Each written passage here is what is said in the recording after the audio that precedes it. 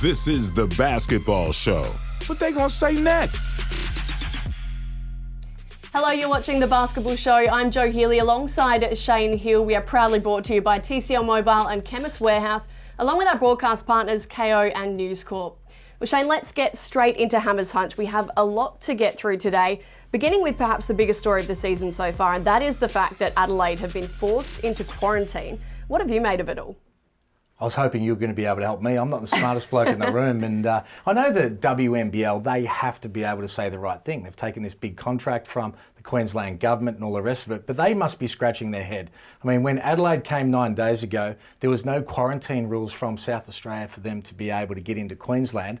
Now they play against 3 teams. They're shopping, they're in groceries, restaurants, all the rest of it. And the amount of people they've come in contact with, and now they've proven that after the testing, that they're all clean. If they were rugby league players, men rugby league players and AFL players, maybe it'd be right. You get the feeling that perhaps the NBL doesn't have quite the influence that the AFL or that the NRL does, which is fair enough to an extent, but at the same time it has left a lot of people perplexed. In terms of Adelaide, they're missing 2 games. How do they make up for those, given that we expect them to be able to play their scheduled game next Tuesday? I think it might even be 3 games, 2 or 3 games anyway. It's going to be tough, there's no doubt about that. I think the fact that they get 1 hour a day to be able to practice is a good thing. So they won't be hurt in the short term because they'll be able to keep going, and maybe the break will help them. The biggest problem they're going to have is trying to jam so many games in later on in the season, which is going to become unfair for them, particularly because their first 2 games were really good, and I predicted them to sort of be knocking on that top 4, and they were heading that way. We mentioned last week the fact that the Flyers are so stacked. They've had some mixed results though.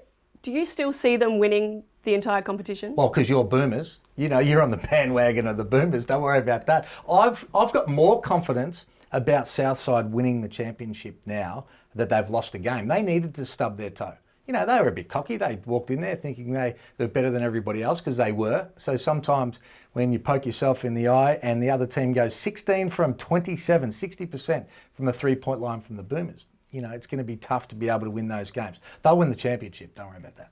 That was a particularly good showing for the Boomers. They also then went and missed none from 20 attempts from beyond the arc in their next game. Pretty disappointing. Your top 4, just to go back on this last week when we talked about it, was Southside, Canberra, Townsville and Melbourne. Given what you've seen so far, are you still sticking with that? Yeah, I am. I was a little bit worried about Canberra after the first game with the injuries they've had, but they've really bounced back well. I think they're a quality team, a lot of veterans. If they can get healthy at the right time, they'll still be a challenge for Southside. And, you know, I think Townsville have shown glimpses that they'll be top 4. And Melbourne are pretty talented. They're the second most talented team in the league. I was pretty impressed with Adelaide as well. It's a shame that they're having this little bit of a break in terms of momentum, but also they haven't played against the likes of the Boomers and the Flyers, so it'll be interesting to see how they stack up there.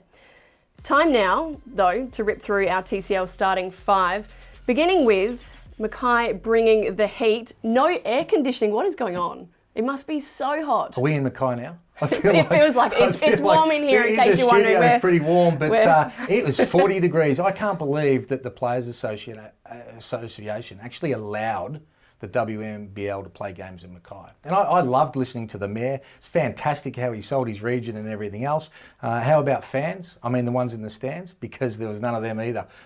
They need to be able to get more people there to be able to support it if you're going to host a national league like this. What about the Sydney Kings, talking about the NBL? Will Weaver heading over to the NBA. Fantastic for him, congratulations. But what are the Kings doing next season? Well, I think they have to go after Paul Henare. I don't know what his contract is like coaching overseas, but I'd be paying that out. I think he's one of the best coaches going around, coaching the New Zealand national team as well. It's fantastic, great rapport with the players. Someone else they should be looking at is Brendan Joyce. Always gets overlooked. He's a championship winning coach for Illawarra, coach small budget teams and gets them to overachieve all the time. So I think he should be looked at. And obviously Rob Beveridge as well. He's won a championship out of the league at the moment. And I think he would be a good option too. Continuing on with our top 5 now, let's talk about the refs in the WNBL this season. A couple of games, they were really allowing the play to go on. It was really rough and tumble in there. And then a couple of other games, it's been really, really weak and perhaps just inconsistent. Yeah, I mean, the consistency from WNBL refs has been bad for a long time. And as a fan and as a player, you just want consistency. If they're going to call it soft all of the time. But within games, there's a lack of consistency, and then game to game. And we don't want to see the best players not finishing the game because they've been called for some holding foul away from the ball. I think you look after the person with the ball and then let it go a little bit more away from it.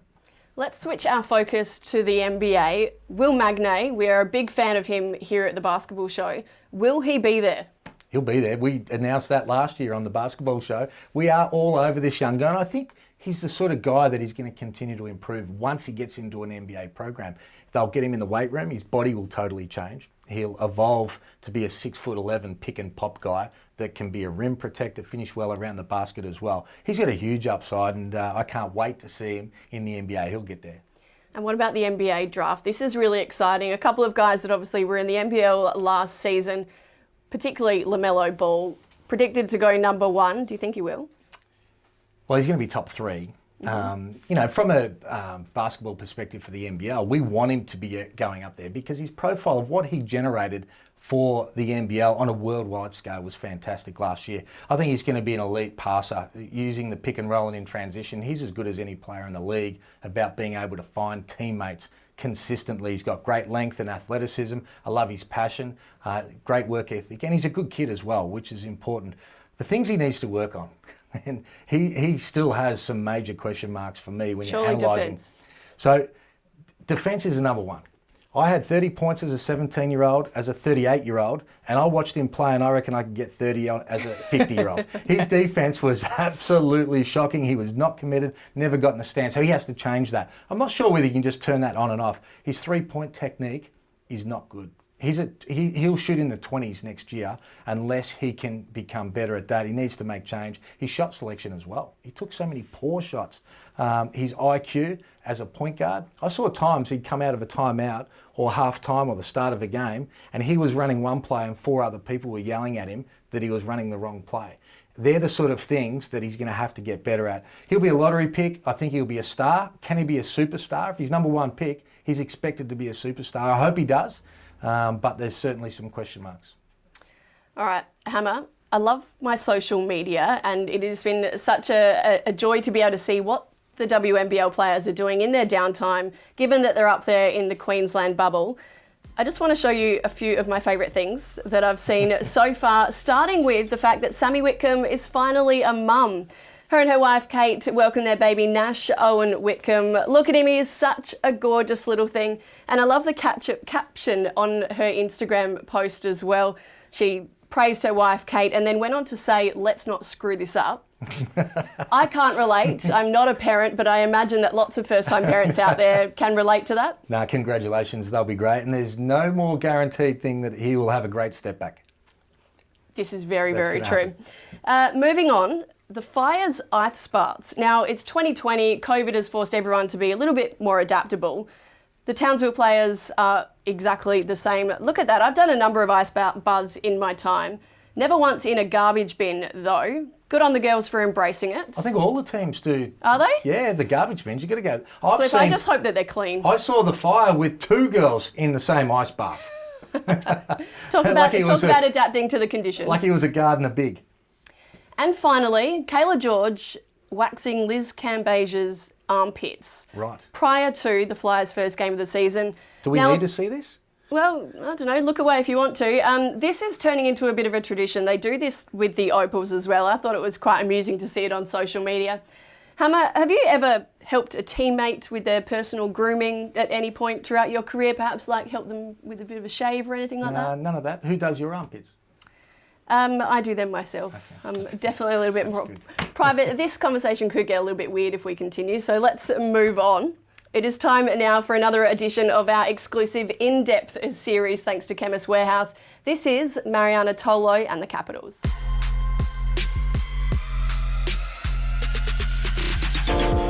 Yeah, I love coming home. It's just that sense of belonging and it's always here. And I mean, I grew up my whole life here, so yeah, it's always a proud place to be.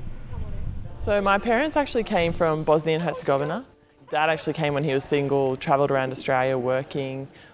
He came to spend time with his brother, and then went back over to Bosnia, met mum, and they got married and pregnant, and they flew over to Australia for a better life and for more opportunities. So here's a photo album I have. I think it's all my photos from when I was at school and here in Mackay, lots of my school friends. And then also some basketball pictures in here from when I went to Nationals with Queensland state team.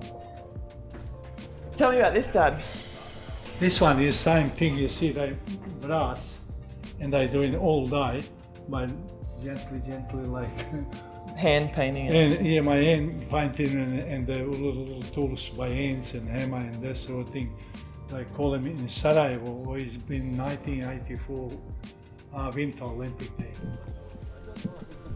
The other night, Mum invited all the girls and staff around to her place to let the girls have a home-cooked meal, and yeah, I think everyone was really excited by it, and I know how good my mum's cooking is, so everyone was pumped to have a home-cooked meal and not have to cook for themselves.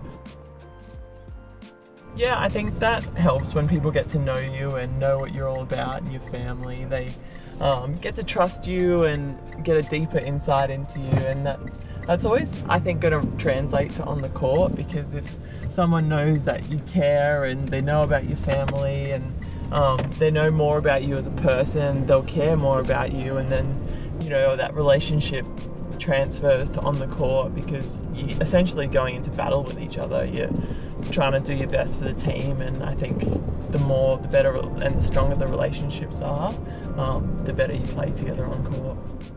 It's so important to always reflect on who was an impact in your life, and I'm always so grateful for the people that did that for me, and yeah, I'm really grateful that we can play a WNBL game in Mackay for the first time ever. That's a really once in a lifetime opportunity. Wow, how good was that story? And a big thank you to Dan and Lachlan from the Canberra Capitals. They do such a good job on their socials and behind the scenes of bringing terrific stories like that from Tolo. And she's such a good personality. I love all the young fans being able to see her play. Yeah, it's great. And she is awesome out there on the court. She's such a team player. Now, Hammer, let's move on to a bit of action on the court. I've got a bit of a segment for you this week. How's this? You're taking over. The top 10 players of the week from Joe Healy. I love it. Let's see it.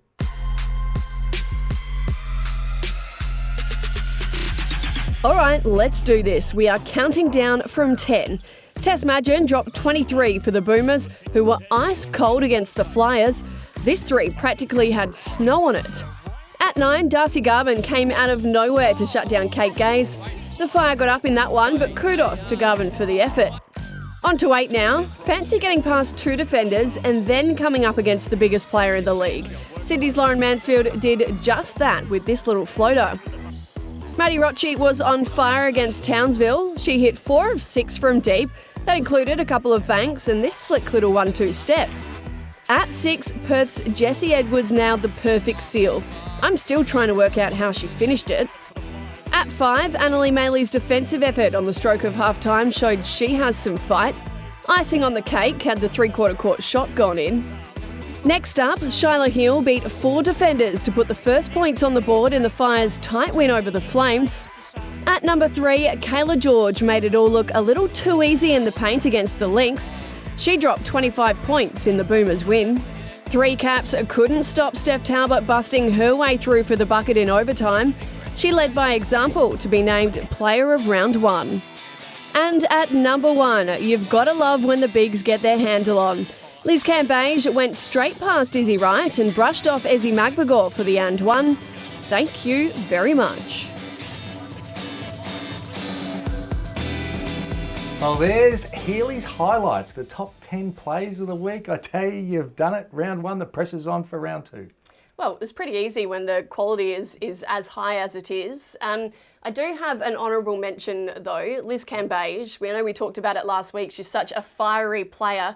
She was pinged here for her second personal foul, her 4th overall. A pretty tough call, and she managed to keep it together. I know if that was me, I would have absolutely lost my marbles. But good on her. She kept it together. She didn't bite her tongue. That's a tech foul. Surely that's a tech foul given that look. No, she didn't say a thing. She just left the court in all of her grace. Good on her. I would have absolutely lost it. No, she's doing well. We like that. But I'd like to see her get kicked out of one game. We'll see. Plenty of time. Plenty of time still to come. All right, Hammer, let's put the player spotlight on 3 players over the first week and a half that you feel have really stepped up and led their teams. Well, I think the first one's really easy because it's Steph Talbot. Over 2 games, she has averaged 27.5 points at 50% from the field, 12 rebounds, 4.5 steals. We won't mention the 6.5 Apple turnovers, but the rest of her game has been faultless and leading a team to 2-0, more importantly. And with Alana Smith out, she had to be able to step up. She's leading by example. She's a WNBA player, an Opal, and she has been tremendous. What about number 2?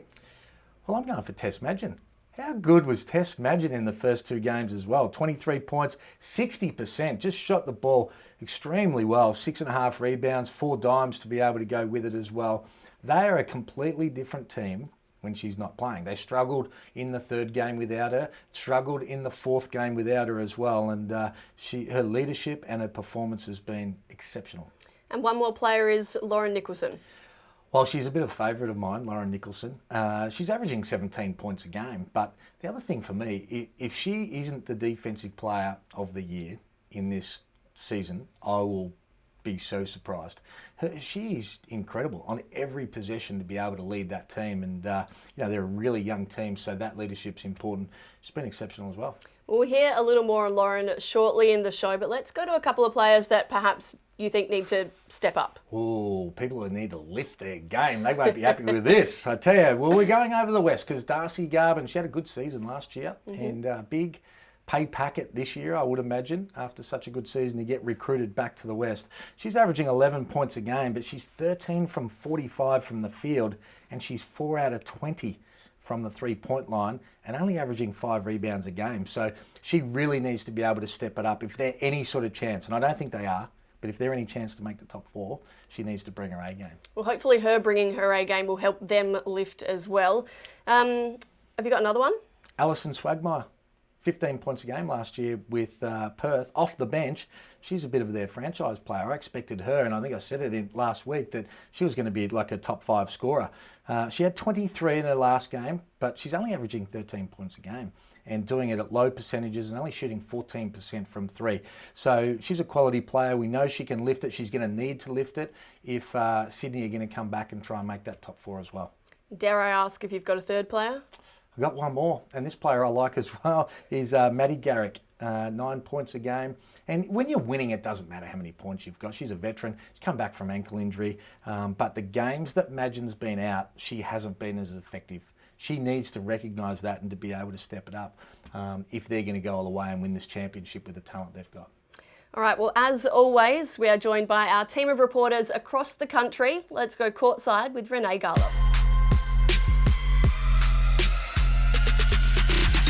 Hey guys, so many great things to take out of round 1. I'm going to hit you with my top 5. At 5, Ashley Karatana's performance. First year with the Melbourne Boomers, off the bench in 15 minutes, she went 6 from 8 from deep. Having a big impact on both ends of the floor, she complemented Georgia Madgen perfectly to get 2 big wins. I also want to mention that she's missed the last few years as she had a little baby girl. So I want to give her and all the other amazing mums a shout out on returning to the elite level. At 4, Tom Maher's commentary. For those that want to see Band-Aids ripped off live on air, Tom's commentary is for you. All jokes aside, it's great to have an Australian legend on our airwaves. He knows the game just about better than anyone else. So for us to be able to hear his insight is awesome. At 3, Jade Melbourne breaks through. Jade got the start in the opening round in her rookie year, and the first game she may have been a little bit nervous. However, in the second game, she came to play and she was without a doubt the X factor in the win over the Fire, proving she can mix it at the top and she's going to be a big time player for the future. At 2, Steph Talbot's dominance. It was great to see Steph Talbot be the go-to player for maybe the first time in her career. She's always been a starter and a player you can rely on. However, this year, it's going through her. She's got the green light and she's getting it done on both sides of the ball.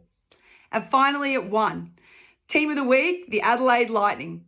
They may have been the sleepy team of the competition. However, I've touched on Steph Talbot, along with championship-winning guard Alex Wilson, and 2 of the most underrated players in the league, Chelsea Brooke and Abby Wayrung.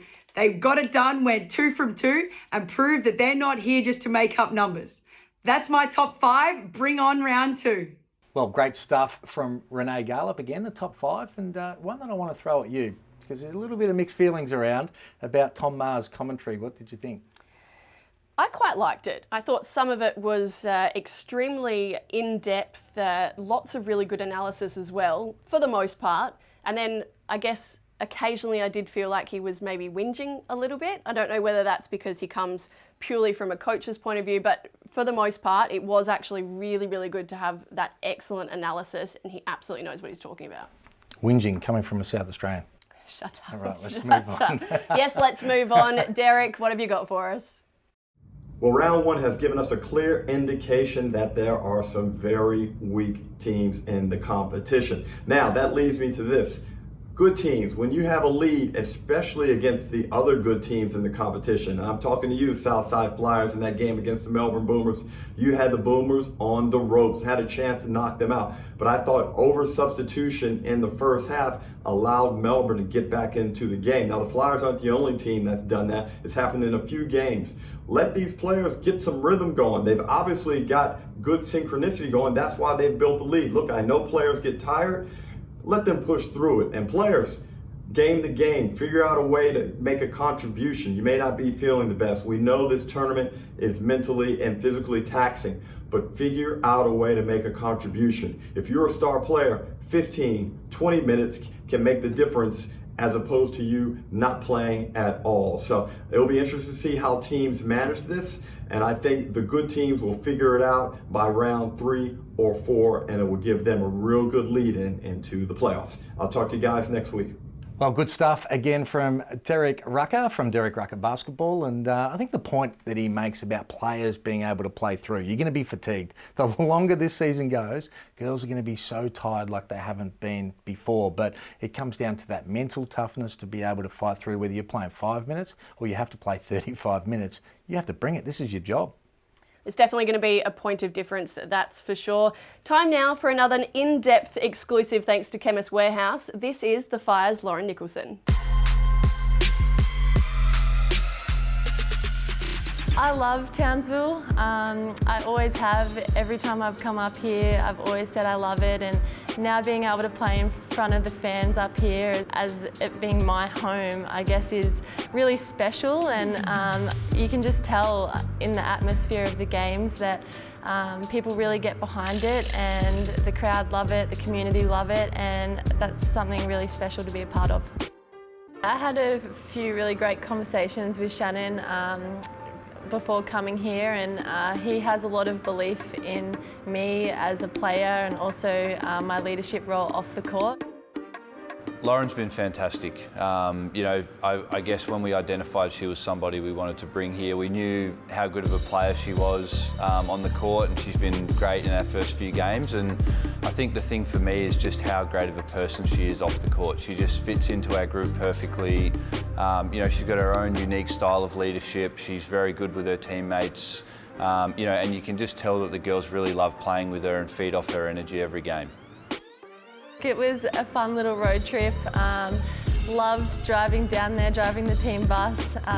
It was actually really fun. A little bit of a experience with the girls. Some time together was what we needed, and I think going into that first game, we were all pretty confident. Game 2 was tough. Canberra, always a really tough side. That's what they're known for, just their grit. And again, we're a young team. I think we're only going to get better as the season progresses, and the sooner you can put things behind you like losses and the adversity of playing in hot stadiums and short turnarounds and things like that, the better, the more successful that you'll be. I mean, it is a short season, so you have to be able to back up day in, day out, and I think that's super important. And yeah, I think we've done a good job of that so far. Yeah, I think Z's done a really good job to get back when she has. She's been awesome in the preseason, getting back to full fitness, and I think, yeah, she is a crowd favourite, and it's so good to see her back out there. It even gives me goosebumps watching her go out there and do her thing, and I think there was even a difference from the first half to the second half in the last game, just her confidence and her belief in herself, and yeah, she's an awesome young talent, and it's great to see her back out there. Yeah, I love playing with Shyla. I have since the day we arrived here for pre-season. I think she's an awesome young talent. She can do a little bit of everything. I see improvements in her every game. I think she's becoming more and more confident. She's found me a lot of times, gives some great passes, and I've said before, I think it's scary watching her play because she's just going to get better and better, and she's already so good. It's definitely been an adjustment coming into a season like this. But I think the preparation leading into it was pretty good. We did get a 4-week pre-season, and yeah, I like the idea of playing more games, less trainings. I think everyone loves that. So no, it's been good, and just looking forward to continue to play. Yeah, some really nice words there from Lauren Nicholson talking about Tina and Shy. It seems like they've definitely got something really positive happening up there in Townsville. Yeah, they have. And I mean, you put that down to Shannon Seabold. I noticed the other day one of the commentators said that he's a rookie coach. He's won a gold medal. He's won Did you silver see how many medals. people went up in arms so about that, though? He was also coach of the year in his 20s. He's been an assistant coach in the NBL. Fantastic coach. And the girls just love playing for him and the culture that he sets as well. And that's why people flock to North Queensland. All right, well, that's pretty much all we've got time for. One more announcement here from the basketball show, though. Our fantastic producer, Logan, and his wife, Sarah, have given birth to a beautiful baby girl called Madison. Congratulations from everybody here, guys. Really excited for your future. And we've got another girl, Dad.